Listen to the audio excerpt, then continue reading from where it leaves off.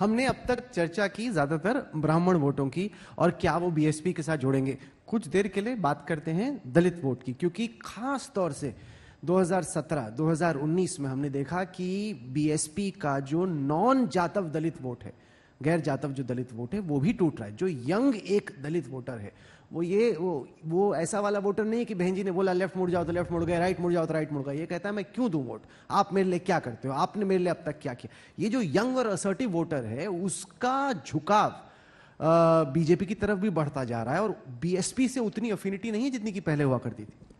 आपने मानी बहन जी के बारे में आप कह रहे हैं ना, इस समय आप दलित वोट जो है, अगर हमारे साथ दलित वोट और मानी बहन जी के साथ दलित वोट इकट्ठा नहीं है तो ये जो प्रतिशत वोट आज तक घटा नहीं है।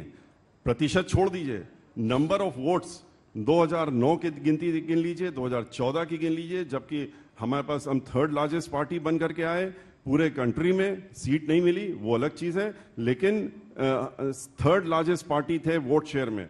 और उसके बाद 2019 में भी हमारी सबसे नंबर 3 की थर्ड लार्जेस्ट पार्टी के रूप में हम फिर से उभरे और हमारा वोट शेयर आप देख लीजिए, वोट शेयर घटा नहीं, वोट नंबर नहीं घटा, वोट नंबर हर साल बढ़ा है।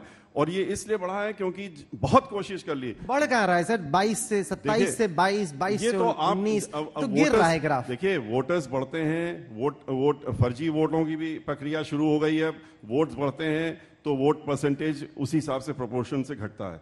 लेकिन आप नंबर ऑफ वोट्स देख लीजिए, अगर जो हमारे आबादी भी तो बढ़ रही है ना, हमारे क्या मतलब है वोट की संख्या बढ़ने से नहीं, आप परसेंटेज ऑफ वोट हमारे साथ में जो दलित समाज का वोट है और यंगस्टर्स हैं वो इतनी तेजी से जुड़ रहे हैं, बहुत तेजी से, पूरे उत्तर प्रदेश में नहीं पूरी कंट्री में जुड़ रहे हैं। और यंगस्टर्स ने आगे कमान संभाली है कि हम बहुजन समाज पार्टी की हमारी जो मुखिया, जिन्होंने जीवन भर हमारे लिए लड़ाई और हमारे लिए पूरा जीवन अपना कुर्बान कर रखा है, जिन्होंने राज्यसभा की अपनी सीट, भारतीय जनता पार्टी वालों ने उनको बोलने नहीं दिया था सहारनपुर के कांड में, जब बोलने नहीं दिया तो उन्होंने एक सेकंड नहीं लिया, उन्होंने अपनी बात कहकर राज्यसभा की सीट को उन्होंने छोड़ने का काम किया। और जबकि उनका अभी बहुत बड़ा समय बचा हुआ था, छोड़ के इनके लिए बाहर निकल आई। तो अगर युवा दलित भी आपके साथ अभी भी उतने ही आकर्षित हैं जितने की पहले थे, तो फिर चंद्रशेखर आजाद रावण जैसे लोग क्यों खड़े हो रहे हैं? ये लोग तो देखिए कोई किसी को खड़ा कर देता है, कोई ये पार्टियां जो विरोधी पार्टियां हैं ना, वो तो इस तरह के लोगों को लेकर के आने का काम करेंगी और करती रही, हमेशा से करती रही, कितने आए कितने गए।